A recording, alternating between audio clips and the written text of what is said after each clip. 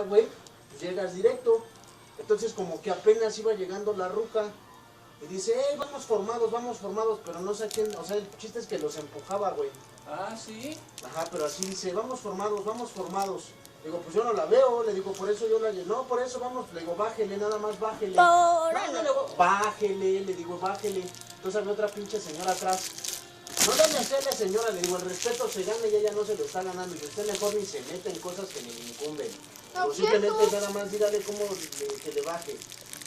No, que pinche viejita. Y yo nada más así, bájele. No, no le voy a bajar, que su pinche madre. Ah, que la canción. Y ya Luego le pegas así. No mames. Y ya esa señora, no le habla así. El respeto se gana, señora, ¿qué quiere? Porque hasta mal se alabó, güey. Dices, ¿no? Era de aquí, es un edificio, porque vimos que se roba, güey. Como estaban dando quesadillas y...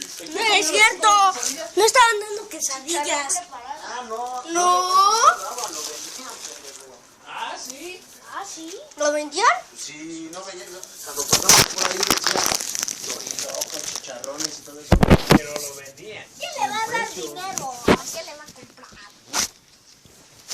Ya me quiero ir. Y luego estamos ahí. Lo voy a grabar. Y un pinche niño como tenía la voz de puto, hasta la Yoli me dice, ese niño cómo me caga, dice. Ese fue el video de comer eso. Dice, escúchalo. Y sí, lo escuché. Ahorita que nos veamos voy a y ya en eso subir el veo video para que vean que es. que va el niño de puto con Creo su que mamá. 24 horas. No se Y aburran. va Que sobre digan, el no, Nico, no es pero cierto. Nico estaba ya escondiéndose.